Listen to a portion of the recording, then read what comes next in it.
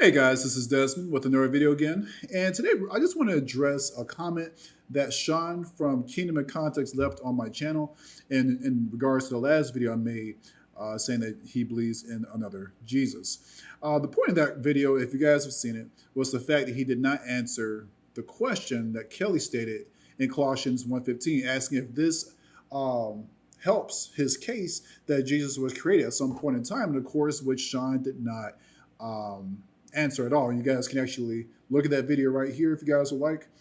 But yeah, so he didn't answer that question. And so he gives me a comment on, actually a couple comments on my video. And I just wanted you guys to actually see the comment, and then I'm going to explain why I'm even making this video right now.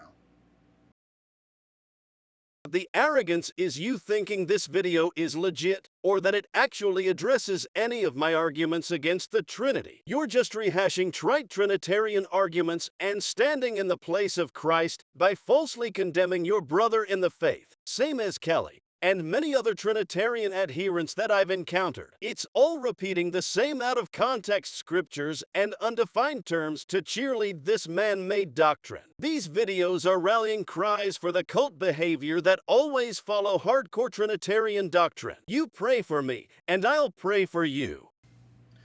Now, if you guys watched that last video, again, go ahead and take a look at that. I don't actually make an argument for the Trinity at all in that particular video. I'm over here pointing out the fact that he didn't answer the question that Kelly posed him about Colossians 1:15. Just that simple. But instead, Sean tries to rehash the idea that Trinitarians all don't like him, that you're condemning your brother in the faith, et cetera, et cetera, et cetera. That video had nothing to do with defending the Trinity. It had everything to do with the fact that you didn't answer the question. Sean, this is the problem that you have. The arrogance that you have don't allow you to see the issue that you have as well. I make a video not addressing the Trinity at all.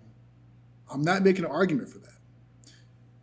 I make a video on Colossians 1:15. Now, there is a video coming out addressing your arguments on the Trinity explicitly, and then we're going to be going to the Bible about that. But you didn't even realize what was actually inside the video. I don't even think you watched it. You just went off this tangent. If you actually watched the video and took the time to understand what I was trying to tell you, then you will understand. Anyone else out there with a clear mind who doesn't have a bias will be able to look at that video and be like, yeah, you didn't answer the question. Just that simple. You just doubled down on the idea that you just told me here. And that has nothing to do with the point. It looks like you were trying to avoid the question about firstborn. And in that last video, I give examples from the Old Testament, also New Testament, where firstborn doesn't always mean the literal firstborn of a family. It also means being preeminent, as we see with Manasseh and Ephraim. Manasseh being the literal firstborn of Joseph, and of course Ephraim being God's firstborn, designated firstborn, meaning he's the preeminent one. If you took time to actually understand where I'm coming from, then you wouldn't be talking about, well, these just rehashed arguments. Then address the argument. This is the problem I have with so many different false teachers. You know, they want to be addressed as brothers, but yet they don't allow themselves to be critiqued to be sure that they're brethren. We are told in 1 John chapter 4, don't believe all the other spirits out there. We're told in 1 Thessalonians, test all things. We're told in Isaiah chapter 8, verse 20, if don't hold to this word, there's no light in them. We are told to test all things. This is part of what being a Berean is. That's a shout out to you, Kelly. This is part of what being a Berean is. You have to test everything. I don't call anyone my brother until I actually know what they believe. If they say that Jesus is Michael the Archangel, that's not my brother. If they say Jesus is just a prophet, that's not my brother. Okay, it's very, very simple. If it's not the biblical Christ, we do not hold that person as a brother. We hold him as a stray, as an unbeliever, all right? Most likely a heretic, okay? An apostate, possibly, even. All right, so we just can't accept everyone and anyone, all right? God tells us to test all things, know people by their fruit, Matthew chapter 7. You are not doing it. You're just accepting everybody. We're not doing that, okay? We test all things, and again, the video itself was respectful, and I am going to remain respectful. However, the idea that you are just perpetuating a lie, stating, I'm going to read this one more time. It says, it's all repeating the same out of context scriptures and undefined terms to cheerlead this man-made doctrine. If you watch the video, none of that was actually happening. I didn't even actually address the doctrine of the Trinity in that particular video. All right. So you actually lied. Watch the video, make a comment. Just that simple. All right. We are coming out with a video pretty soon, guys, on Sean's Trinity, or at least his perspective on the Trinity. His claims that it's Gnostic and all this other stuff. We're going to look at Scripture and let the Scripture speak for itself. Now, as you guys know here, we like to look at the context of the Scripture. It means the chapter, and then we'll start pulling everything into the, into that context, but not before. We're not trying to build a doctrine off one verse. That's how so many cults start. All right. Sean, you're no different than Joseph Smiths of the world, Ellen Whites, Joel Osteens, all these different guys who call themselves brethren. I mean, case in point, what's his name? Jim Jones.